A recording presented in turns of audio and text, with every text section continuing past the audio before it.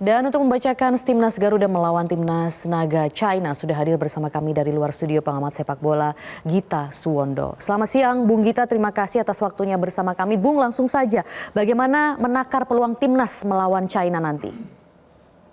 Kalau melihat kekuatan sekarang dan kita lihat dari perkembangan yang sudah kita jalani dalam 3 pertandingan terakhir, harusnya kita optimis ya.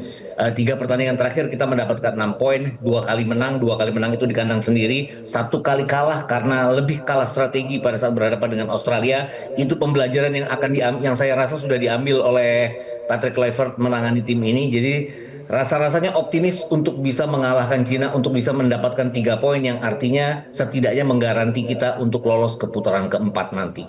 Amin. Tapi sejarah mencatat Bung, pada Oktober 2024 lalu Indonesia kalah 1-2 dari China. Nah, kalau Bung Ya. Gita melihat apa yang berbeda dari Oktober tahun lalu dengan sekarang sehingga membuat peluang kita semakin besar? Sebenarnya ada yang persamaannya adalah begini.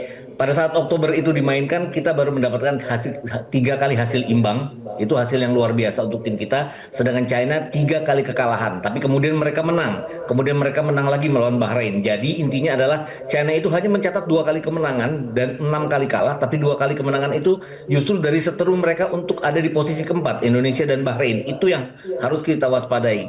Tapi perbedaannya adalah setelah kita kekalahan melawan China, tidak mengatakan bahwa kita bermain lebih baik, tapi kita bermain lebih efektif. Dalam pertandingan melawan Arab Saudi, kita clean sheet, menang 2-0. Pertandingan melawan Bahrain setelah sebelumnya kita dibantai oleh Australia 1-5, pembelajaran yang diambil adalah kita memperkuat pertahanan. Itu inti kekuatan kita.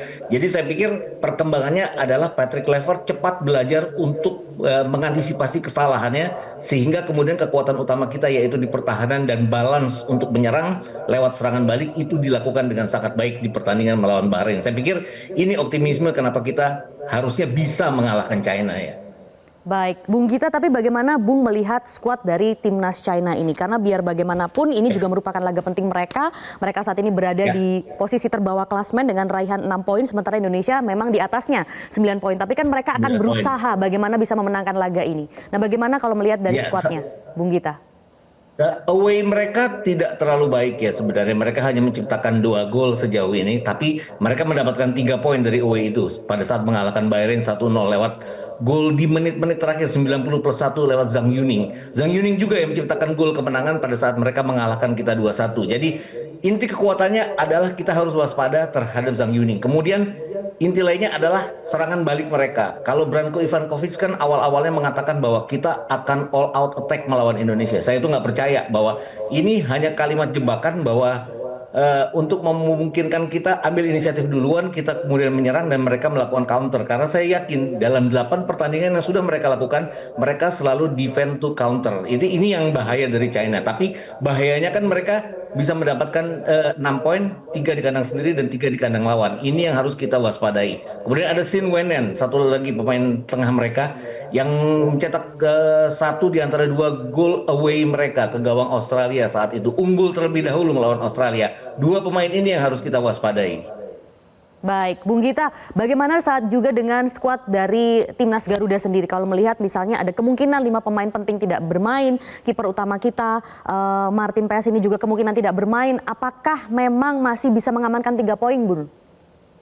Harusnya bisa ya, karena kalau dari 5 pemain yang tidak main itu kan 2 diantaranya pemain cadangan ya. Reinders, kemudian kita bicara Sandy Wall sendiri. Tapi ada 3 pemain yang memang terutama Ragnar Oratmangun di sisi kiri yang tidak bermain. Ini yang mungkin akan menjadi apa ya, pekerjaan rumah bagi Patrick Kluivert untuk menentukan pemain yang menggantikan posisi Ragnar. Kemudian Kevin Dix kan sudah datang kemarin sehingga pasti dia juga akan dimainkan. Di sisi kanan tidak ada Marcelino, tapi masih ada Yakob yang juga dipanggil. Masih ada Egy yang bermain bagus sepanjang musim di Liga 1. Kemudian masih ada pemain veteran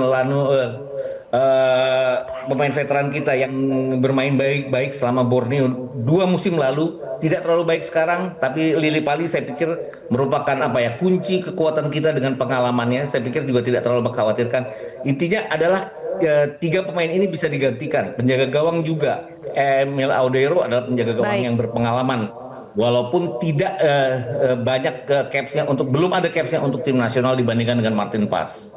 Baik, kalau begitu terakhir Bung Gita, prediksinya nanti untuk Kamis mendatang bagaimana? Kalau prediksi Optimismenya skor Bung. saya agak susah ya, tapi saya pikir kita akan menang dengan margin 1 gol. Terlepas apakah itu clean sheet atau tidak, yang harus diingat adalah 3 pertandingan dari 4 pertandingan kandang kita 3 kali clean sheet, kita hanya kemasukan pada saat melawan Jepang, dan ini yang harus kita jaga, clean sheet untuk bisa mendapatkan poin. Amin, margin 1 gol itu sudah cukup ya bagi kita. Terima kasih Bung Gita Suwondo, pengamat sepak bola, atas informasinya bersama kami di Metro Siang. Jelajahi cara baru mendapatkan informasi. Download Metro TV Extend sekarang.